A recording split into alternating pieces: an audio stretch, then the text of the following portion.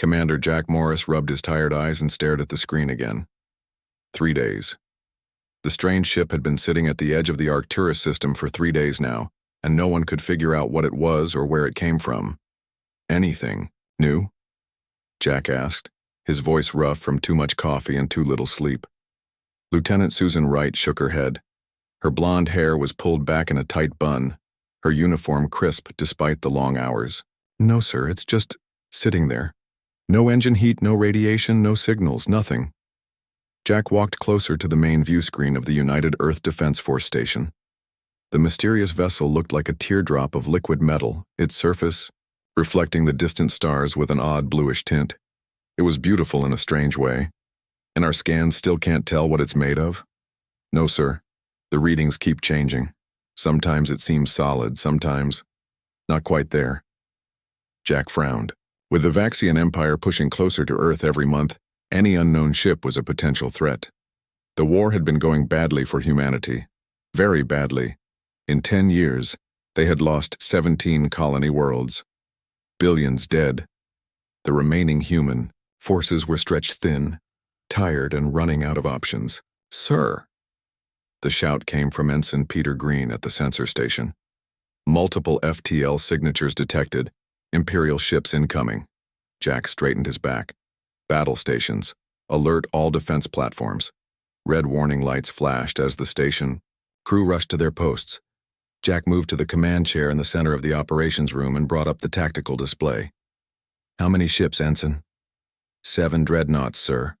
At least 20 support vessels. It's a major battle group. Jack felt his stomach sink. The station had 2 old cruisers for defense and a handful of fighter craft. They wouldn't last 10 minutes against a force that size. Get me a direct line to Earth Command. We need reinforcements. Immediately. Susan worked at her console. Communications ready, sir. This is Commander Morris at Arcturus Station. We have a Vaxian battle group dropping out of FTL, requesting immediate assistance. The reply came quickly, the voice of Admiral Kane filled with regret. We copy, Arcturus. No available ships can reach you in time. Your orders are to evacuate all essential personnel and enact Protocol 17. Protocol 17. Self-destruct. Don't let the station fall into enemy hands. Understood, sir, Jack said, his voice steady despite the death sentence. We'll hold them as long as we can. As he ended the transmission, Peter called out again. Sir, the unknown vessel is moving. Jack turned to look at the main screen. The teardrop ship was indeed changing position, gliding forward with impossible grace, no visible propulsion moving it. It's heading directly toward the Imperial formation, Susan said, checking her readings. Speed increasing. This can't be right. What is it? It's accelerating faster than anything I've ever seen, but there's no engine signature. It's like it's falling forward somehow. The strange ship streaked toward the emerging Imperial fleet, which was now fully dropping out of FTL. The massive Vaxian dreadnoughts appeared in normal space, their sleek, purple-black hulls bristling with weapons. They're charging weapons, Peter reported. The lead dreadnought is targeting the unknown vessel. Jack watched, unable to look away as the Imperial flagship fired a devastating plasma lance, enough firepower to vaporize a small moon. The energy beam shot directly at the teardrop ship and passed straight through it. What the hell? Jack whispered. The mysterious ship flickered, seeming to become transparent for a moment, then solid again. The Imperial weapons had no effect. They're firing again, Susan said. All ships now targeting the unknown vessel. A storm of energy beams, missiles, and projectiles filled space around the teardrop ship. And again, everything passed through it, as if firing at a ghost. Then the ghost ship changed. Its surface rippled, and portions of it extended outward, transforming from a teardrop into something with angles and edges. Sections opened to reveal what could only be weapon ports. Is it fighting back? Peter asked, his voice filled with disbelief. The answer came seconds later. The phantom ship fired. Not energy weapons like the Imperials used, but something else. Streams of particles that barely registered on the station's sensors until they hit their targets. The lead Vaxian dreadnought shuddered as the particles passed through its shields as if they weren't there. Where they hit the hull, the metal simply disappeared, leaving perfect spherical holes. "My God," Susan whispered. The Imperial ships began to move, breaking formation, trying to surround the attacker. But the teardrop ship simply vanished. "Where? Did it go?" Jack demanded. I don't know, sir. It didn't jump to FTL. It just disappeared. 3 seconds later, it reappeared. Inside the Imperial formation, directly beside a dreadnought. It fired again, those strange particle weapons carving chunks from the massive warship. Then it vanished once more, only to reappear near another target. "It's teleporting," Peter said in awe. "It has to be." "No," Jack said slowly, watching the ballet of destruction. "Not teleporting, something else. Look at how it flickers when it moves." The mysterious ship continued its attack, appearing and disappearing at will, striking and vanishing before the Imperials could respond. 2 dreadnoughts were now drifting, their systems failing as atmosphere vented from countless holes in their hulls. "The Imperial fleet is pulling back," Susan reported, unable to keep the shock from her voice. "They're retreating." Jack stared in disbelief. In 10 years of war, he had never seen an Imperial force retreat. Never. As the Vaxian ships jumped back to FTL, the teardrop vessel glided toward Arcturus Station. Jack tensed, unsure if they were next. "Sir," Susan said quietly, "we're being hailed." "By the ship?" "Yes, sir. Standard human communication protocols." Jack hesitated, then nodded. "Put it through." The main screen flickered, and an image appeared.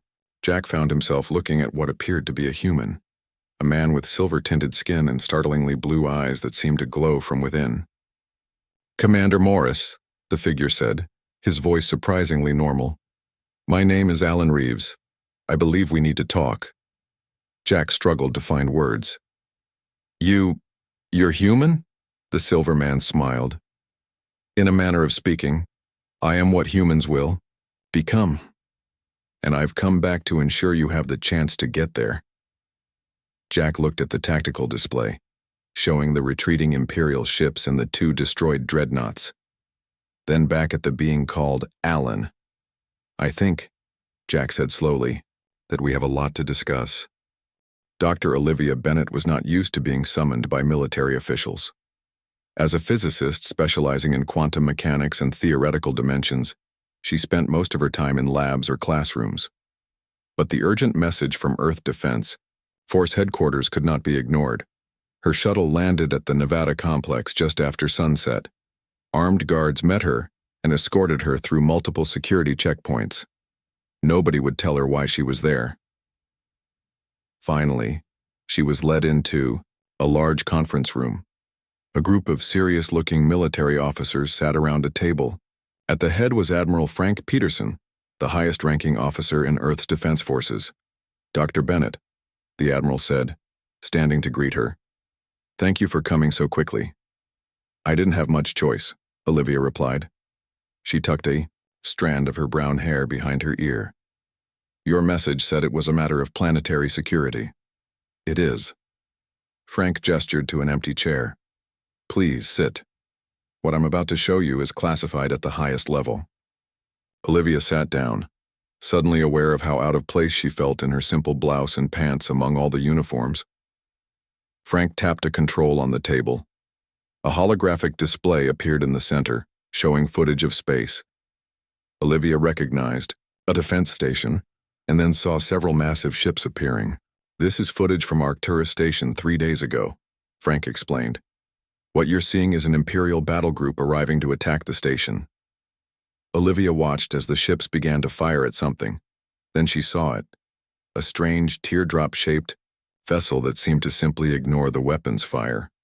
"What am I looking at?" she asked, leaning forward. "Something that shouldn't be possible," Frank said. "Watch." The teardrop ship flickered and vanished, then reappeared in a different location. It did this several times, attacking the Imperial ships between jumps. "Is it teleporting?" Olivia asked. "That's what we thought at first," Frank said. "But our analysts don't think so. The energy signatures don't match any known form of transportation. It's almost like..." It's phasing, Olivia interrupted, her eyes wide as she studied the footage. It's moving between dimensions. Frank looked at her with surprise. That's exactly what our visitor said. Visitor? Instead of answering, Frank played more footage. This time it showed a silver-skinned man speaking with a commander Olivia didn't recognize. My name is Alan Reeves, the silver man said on the recording. I am what humans will become, and I've come back to ensure you have the chance to get there. Olivia sat back in her chair. He's claiming to be from the future? Yes, Frank said. And he's asking to meet you specifically, Dr. Bennett. He mentioned you by name. Olivia felt a chill run down her spine. Me? Why? He says you're the only one who will understand how his ship works. Frank looked troubled. He seems to know a great deal about Earth, our defenses, and our scientific capabilities. He's offering to help us in the war against the Vaxian Empire. And you're not sure if you can trust him, Olivia guessed. Would you, in my position? Frank asked. Olivia considered the footage again. That technology, it's well beyond anything we have. If he really can phase between dimensions, it would explain how his weapons penetrated the Imperial shields. The shields only work in our dimension. So it's possible? This phasing technology? In theory, Olivia said carefully. I wrote a paper 5 years ago about the possibility of matter existing in multiple dimensional states simultaneously. But it was purely theoretical. I never imagined someone would actually build such a thing. Frank nodded. That paper is why he asked for you? Olivia's eyes widened. He read my paper? Apparently in the future you're quite famous. Frank didn't smile. He wants to meet with you tomorrow. Will you do it? Of course, Olivia said without hesitation. If there's even a chance he's telling the truth, this could change everything about the war. 24 hours later, Olivia stood in a secured hangar at the Nevada complex. Around her were armed guards and various scientific instruments set up to monitor whatever might happen. Are you ready, Doctor? Frank asked, standing beside her. As ready as I'll ever be, she replied, trying to keep her voice steady. A section of empty air in the center of the hangar shimmered. Then, like a drop of mercury falling in reverse, the teardrop ship materialized. It made no sound, produced no wind or energy pulse. One moment it wasn't there. The next it was. Olivia gasped. The readings on her instruments made no sense. The ship seemed to exist partially in multiple states of reality. A section of the hull rippled and dissolved, forming an opening. A ramp extended, and the silver figure from the recording walked down. Up close, Alan Reeves was even more striking. His skin wasn't just silver-colored. It seemed to shift and flow like liquid metal while maintaining a human shape. His eyes glowed with an inner blue light. Dr. Olivia Bennett, he said, his voice perfectly human despite his alien appearance. Your work on dimensional physics laid the foundation for everything that saved our species. Olivia swallowed hard. You claim to be from the future. How far? 217 years, Alan replied, though time becomes somewhat flexible when you understand dimensional physics as we do. And you're human? She asked.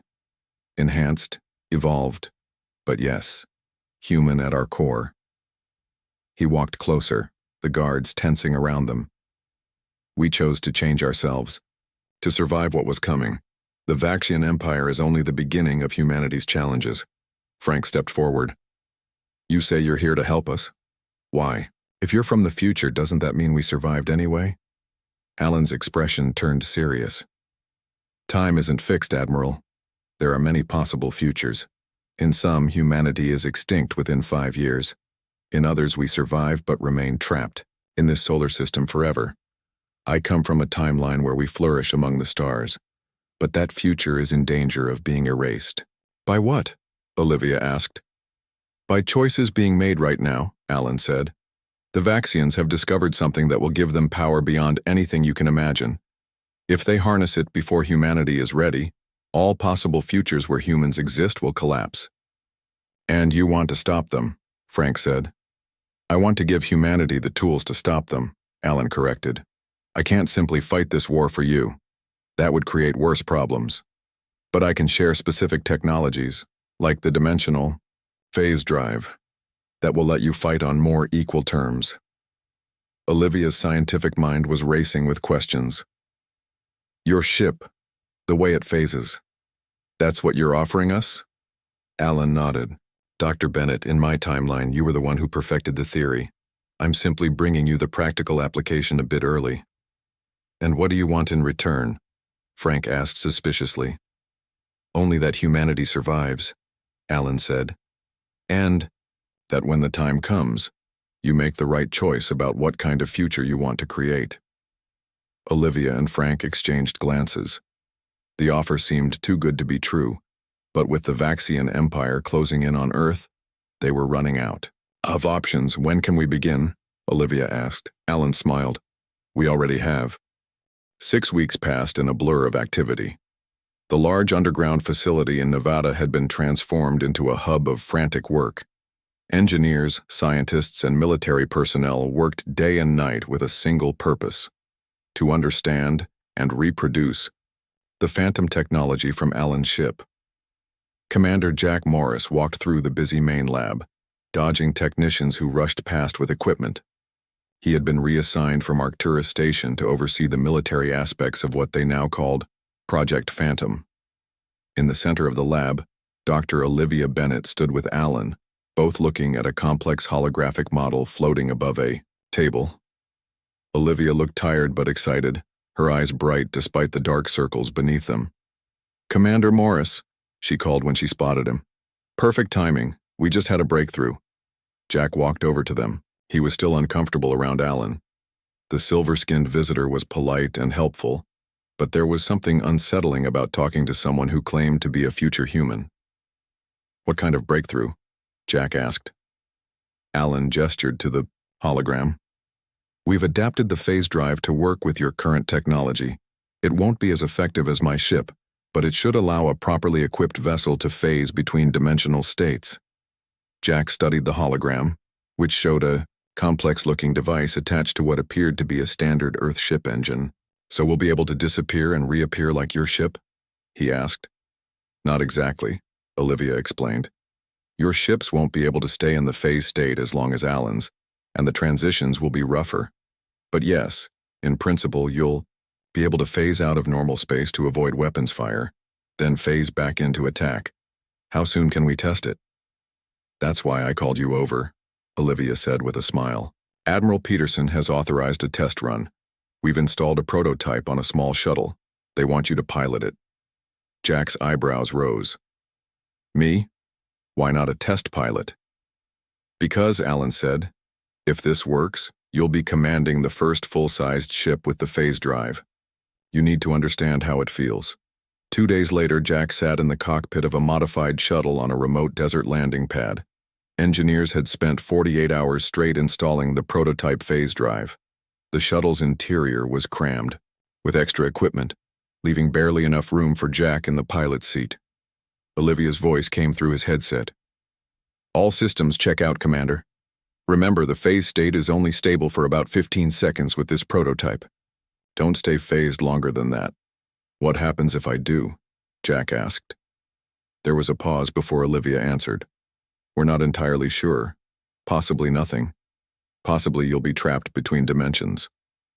That's reassuring, Jack muttered.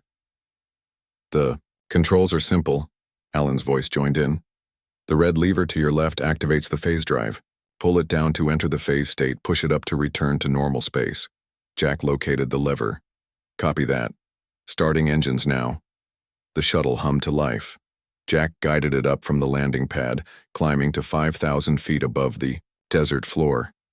Below him was a testing range with various obstacles and targets set up. I'm at position, he reported.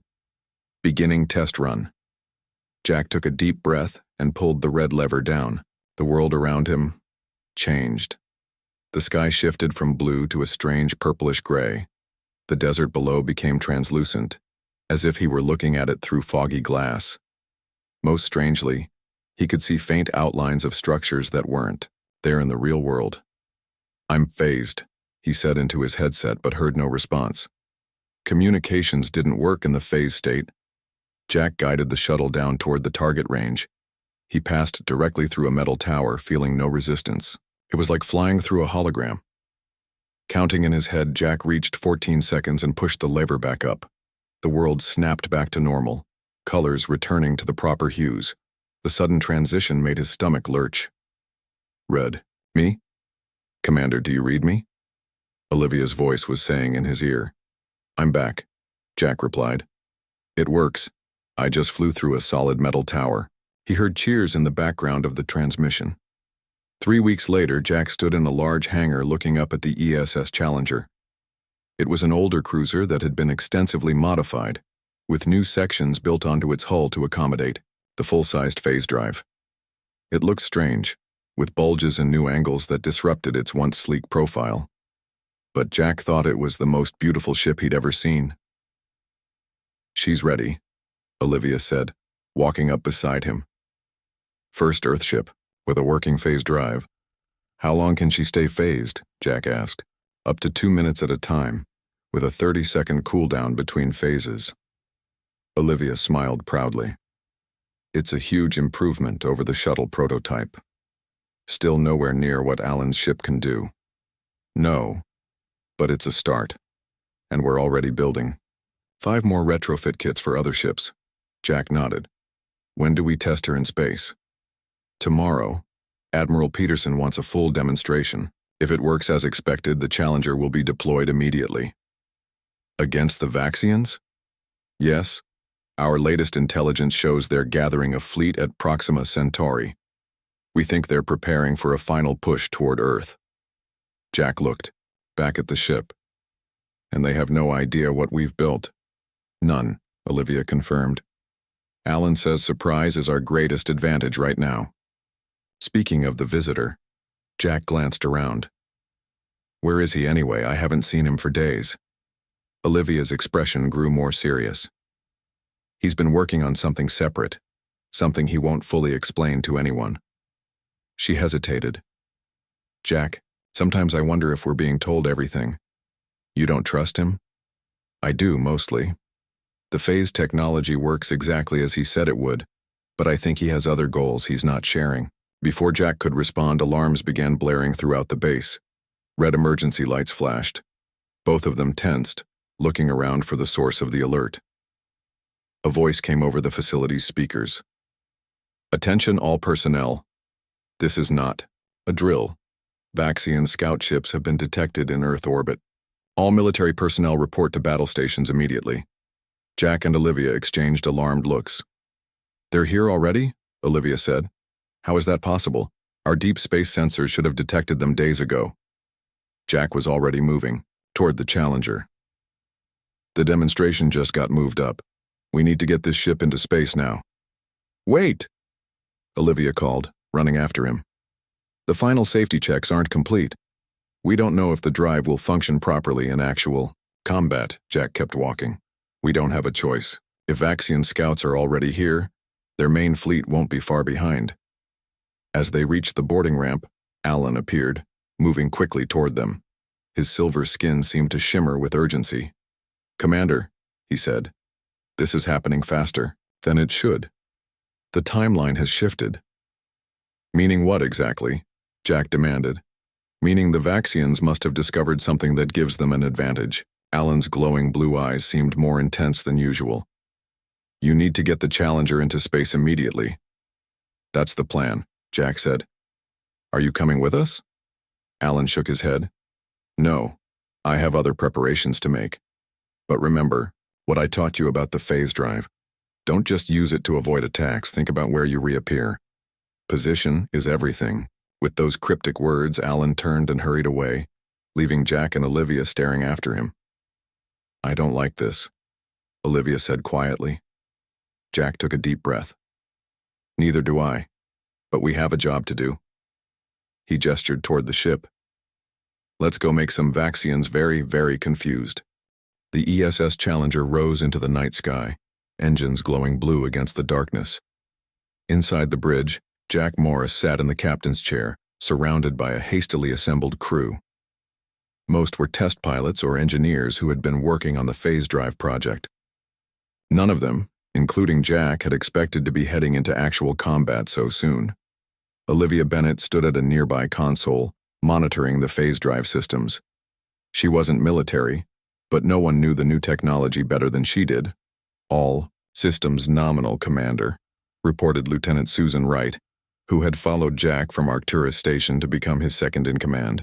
"We're clear of the atmosphere." "Good," Jack said. "Set course for the orbital defense platform. We need to coordinate with Earth Command." The ship accelerated, pushing out from Earth toward the network of defense stations in higher orbit. They didn't make it halfway there before sensors began beeping urgently. "Multiple contacts," Susan called out. "Vaxian signatures. 3 scout ships on an intercept course." Jack leaned forward. "Time to intercept?" 2 minutes, sir." "They've spotted us," Olivia said, looking at her own readouts. "They're scanning us heavily." Jack nodded. "They'll be trying to figure out what kind of ship we are. The Challenger doesn't match any known Earth vessel designs." "Should we phase?" asked the helmsman, a young pilot named Greg Baker. Jack shook his head. "Not yet. Let them come to us." "Weapon status?" "Conventional armaments at full capacity," Susan replied. "Pulse cannons charged and ready." Jack tapped his fingers on the arm of his chair. This would be their first real test. The Vaxian scouts were small, fast ships, dangerous but nothing like the massive dreadnoughts that made up the core of the Imperial fleet. A perfect first encounter to test their new capabilities. "Enemy ships in visual range," Greg announced. Tucky. Main screen showed 3 purple-black vessels approaching rapidly. They had the typical Vaxian design, sleek, predatory shapes with forward-swept wings that made them look like birds of prey. "They're charging weapons," Susan reported. Jack made his decision. "Helm, on my mark, I want a full stop followed by an immediate phase shift. 3, 2, 1, mark." The Challenger suddenly killed its forward momentum and seemed to hang in space. At the same moment, the Vaxian ships opened fire, energy beams lancing toward the Earth vessel. Olivia pulled the phase control lever. The world around them shifted, colors changing as the ship entered the other dimension. The Vaxian weapons fire passed harmlessly through the now partially phased Challenger. "Phase successful," Olivia reported. "All systems stable. 1 minute and 45 seconds of phase time remaining." "Helm, bring us about," Jack ordered. "I want us directly behind the center scout when we reappear." Greg worked the controls, the ship responding smoothly despite its altered state. Through the view screen, they could see the ghostly outlines of the Vaxian scouts, which had now scattered in confusion, unable to detect where the Earth ship had gone. "In position," Greg said after a few moments. "Phase out on my mark," Jack said. "Weapons, prepare to fire all forward pulse cannons as soon as we reappear. 3, 2, 1, mark." Olivia pushed the lever back. The ship snapped back into normal space, directly behind the central Vaxian scout. Before the enemy could react, the Challenger fired, its pulse cannons sending concentrated energy bursts into the scout's engines. The Vaxian ship exploded in a flash of purple fire. "Phase again now," Jack ordered. The Challenger disappeared from normal space just as the 2 remaining scouts turned and fired at its position. Again, their weapons hit nothing but empty space. 1 minute 20 seconds of phase time, Olivia noted. "Where to next?" "Bring us beneath the scout on the left," Jack said. "We'll take them one at a time." The crew worked with growing confidence. When they reappeared below the second scout, their weapons fire was precise and devastating. The second Vaxian ship broke apart, pieces spinning off in all directions. The final scout ship was already turning to flee. "Should we pursue?" Susan asked. Jack shook his head. "No, let it go." "Sir?" Susan looked confused. "It will report back to the main fleet." "Exactly," Jack said with a slight smile. "I want them to know what they're facing." The bridge crew exchanged looks of understanding. Fear could be a powerful weapon. "Sir," the communications officer called out. "Incoming transmission from Earth Defense Command. Admiral Peterson wants to speak with you." "Put him through," Jack said. The Admiral's face appeared on the screen. He looked both worried and impressed. "Commander Morris, we just witnessed your engagement with the Vaxian scouts. Impressive work." "Thank you, sir. Our long-range sensors have detected a much larger force approaching. At least 30 ships, including 2 dreadnoughts. They'll reach Earth orbit in approximately 6 hours. Jack felt his stomach tighten. "The Challenger is ready, sir, but we're just one ship." "You won't be alone," Peterson said. "Based on the success of your test, we're fast-tracking the installation of phase drives on 2 more vessels. The destroyers Defiant and Relentless. They won't be as capable as the Challenger, but they should be operational within 5 hours. 3 ships against 30, Jack said quietly. 3 phantom ships, Peterson corrected. If they can't hit you, numbers don't matter as much. After the transmission ended, Jack turned to find Olivia looking troubled. "What's wrong?" he asked. "This isn't right," she said. "The Vaxians are moving too quickly. According to our intelligence, their main fleet should still be gathering at Proxima Centauri. Maybe our intelligence was wrong." Olivia shook her head. "There's something else going on. We need to talk to Alan. He's still on Earth." "Then I need to go back," Olivia said firmly. "There's more to his story that we need to know." Jack considered. This then nodded. "Take a shuttle. We'll continue preparations here." As Olivia left the bridge, Jack turned to Susan. "Begin running combat drills. I want everyone familiar with phase tactical maneuvers before the Imperial fleet arrives." "Yes, sir." Susan hesitated. "Sir, do you trust him? Alan?" Jack looked out, at the stars. "I think he wants humanity to survive. Beyond that," he shrugged. "Let's focus on what we know for sure. The Vaxians are coming, and for the first time we have a way to fight them effectively." 4 hours later, the Defiant and Relentless joined the Challenger in Earth orbit. The 3 ships, each modified with the bulky additions of phase drive technology, formed a defensive line between Earth and the approaching Imperial fleet. Jack received a transmission from Olivia on Earth. Her face on the screen looked shocked. "Jack, I found Alan. He told me everything." Her voice was urgent. "The Vaxians, they've found something in the Proxima system. Some kind of ancient technology. That's why they're attacking now, earlier than they were supposed to." "What kind of technology?" "Something that can detect phase shifts between dimensions. They can see us even when we're phased." Jack felt cold. "Are you saying our advantage is already gone?" "Not entirely."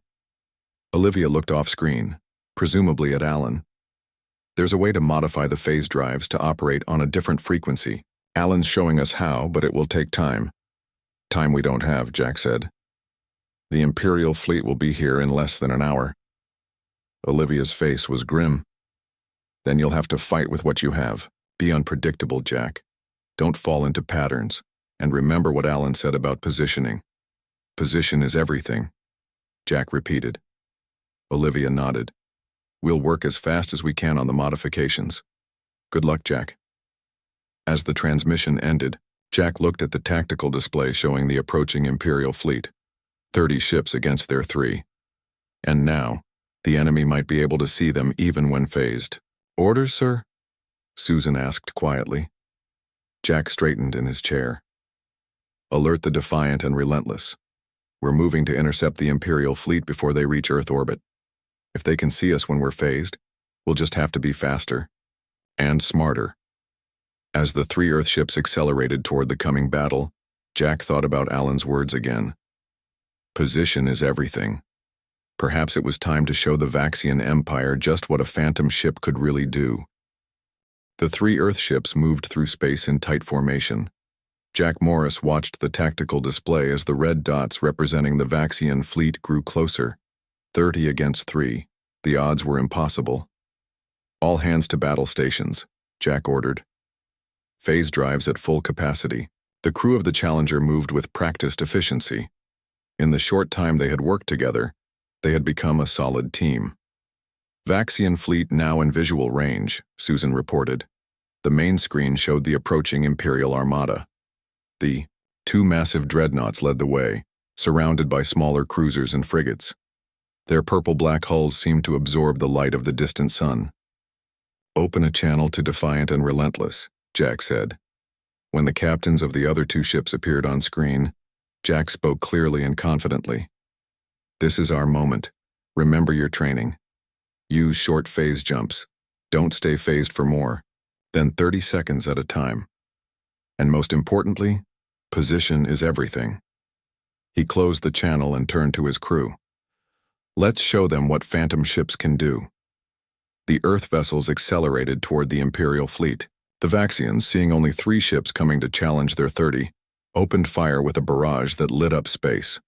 "Phase now," Jack ordered. All 3 Earth ships shifted into the phase dimension simultaneously. The massive energy weapons of the Vaxians passed harmlessly through them. On the ghostly view screen, Jack could see the Imperial ships continuing to fire, tracking their movements. "They can see us," Susan confirmed.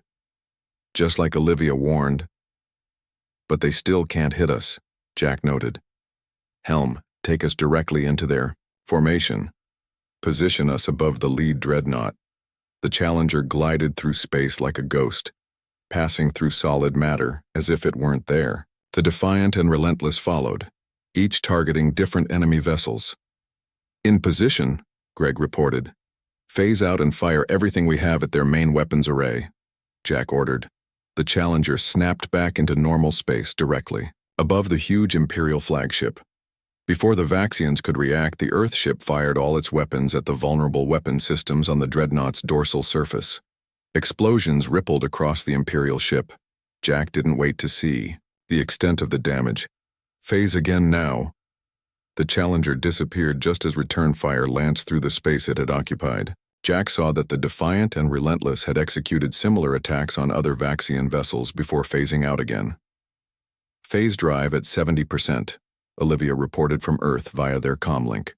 "We're still working on the frequency modifications. You need to conserve phase time." "Understood," Jack replied. "What's the status on the Imperial flagship?" Susan checked her readings. "We damaged their main weapons array, but they're still operational." For the next 20 minutes, the battle continued in this pattern. The Earth ships would phase in, strike quickly, and phase out before taking any significant damage. But Jack could see they were only causing minor injuries to the Imperial fleet. "We can't keep this up forever," Susan said, voicing what everyone was thinking. "Our phase drives are draining faster than they can recharge." Jack knew she was right. They needed a new strategy. "Olivia," he called over the comm. "We need those modifications now." "Almost there," she replied, her voice tense. "Alan says another 10 minutes. Jack looked at the tactical display. The Imperial fleet had adjusted its formation, creating a defensive wall that would make it harder for the Earth ships to pick individual targets. And the damaged Vaxian vessels were being moved to the center of the formation, protected by the others. That's when Jack had his realization. "Position is everything," he murmured. Then louder. "I know what Alan meant." He opened a channel to all 3 Earth ships. "Change of plans. We're going to phase into the center of their formation, all of us at the same time." "Sir?" The captain of the Defiant looked confused. "That puts us in the middle of their fleet, surrounded." "Exactly," Jack said. "But we're not going to attack. Not immediately. We're going to phase in, and then phase out again after exactly 5 seconds." "I don't understand," the relentless captain said. "Trust me," Jack replied. "Position is everything." The 3 Earth ships moved into position, approaching the Imperial fleet from different angles. On Jack's command, they all phased out of normal space, passing through the outer Vaxian ships to reach the protected center of their formation. "On my mark, phase back in for exactly 5 seconds, then phase out again," Jack ordered.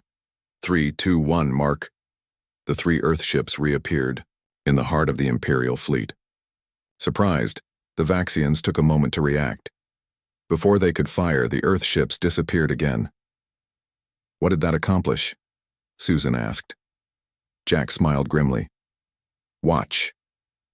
On the tactical display, they could see the Imperial ships suddenly begin to fire at each other, with the Earth ships appearing in their midst and then vanishing. The Vaxians on either side of the formation were now facing each other. They're shooting at where they think we are, Jack explained. But we're not there anymore. They're hitting their own ships instead. The Imperial formation dissolved into chaos as friendly fire tore through their ranks. 2 cruisers exploded as they took direct hits from their own allies. Incoming transmission from Earth, the communications officer reported. It's Dr. Bennett. Olivia's face appeared on screen, looking excited.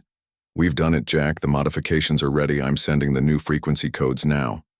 As the data came through, Jack had the ship's engineers immediately begin the adjustments to their phase drives. How long until they're operational? He asked.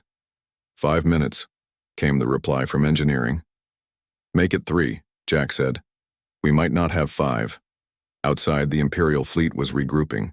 The Vaxian commanders had realized what had happened and stopped firing. Now they were reforming into a tighter, more disciplined formation. They're coming about, Susan reported. All ships targeting our position. Phase drives at 30%, Greg added. Not enough for sustained operations. Jack made his decision. All power to shields. We hold position until the drive modifications are complete. For 3 agonizing minutes, the Earth ships took hit after hit. Shields weakened, hulls began to buckle, and systems failed across all 3 vessels. Modifications complete, the chief engineer finally reported. Phase now, Jack ordered. New frequency. The 3 Earth ships shifted dimensions again, but this time, something was different. The world around them had a greenish tint rather than the purplish gray they were used to. They had moved to a different phase of reality. The Vaxians are still firing, Susan noted with satisfaction, but they're firing at where we were, not where we are now. They can't see us anymore. Jack allowed himself a small smile. Let's finish this. With their advantage restored, the Earth ships executed a devastating series of attacks. They would phase in, fire at point-blank range, and phase out to a frequency the Vaxians couldn't. Detect one by one, the Imperial ships were crippled or destroyed. The remaining Vaxian vessels began to retreat, jumping to FTL speed to escape the Phantom ships they could no longer track or fight. Finally, only the lead dreadnought remained, its engines damaged too severely to escape. The 3 Earth ships surrounded it, weapons locked on. Imperial vessel, Jack broadcast on an open channel. This is Commander Jack Morris of the Earth ship Challenger. Your fleet is defeated. Surrender now. For a long moment, there was no response. Then a transmission came through. The face of a Vaxian appeared on screen, gray-skinned with 4 yellow eyes arranged in a diamond pattern. This is not over, human, the alien said in a harsh, translated voice. What you have done today means nothing. The Empire has resources. Beyond your imagination, perhaps, Jack replied calmly. But today, your ships ran from ours.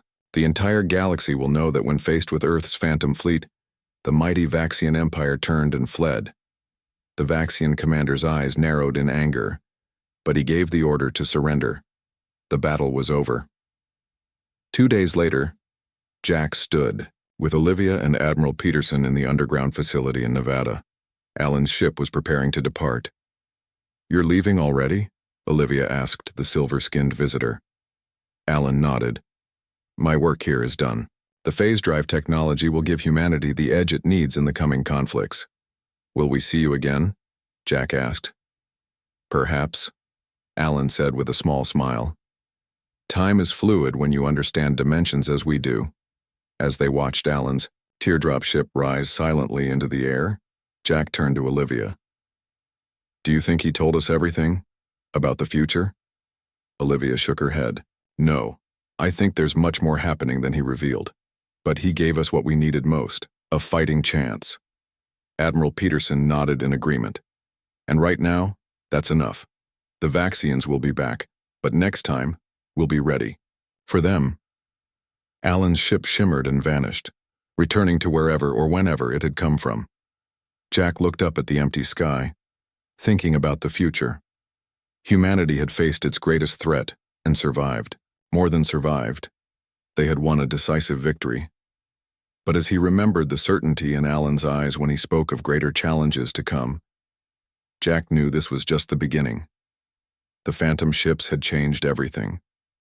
And humanity would need to keep changing too, to face whatever waited among the stars.